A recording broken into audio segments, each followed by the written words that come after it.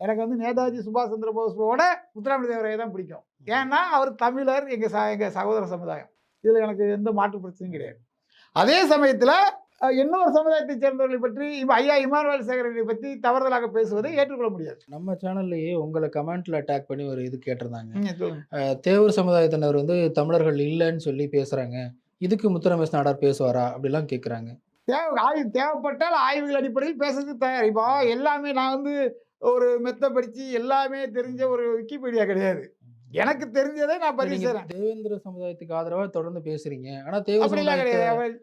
கொஞ்சம் மட்டம் தட்டி பேசுற மாரி பேசுறீங்க. மட்டம் தட்டிலாம் யாரையுமே நான் பேச மாட்டேன். அதான் சொல்றேன். எல்லாருமே 2 பேருமே இரு கண்களுங்க.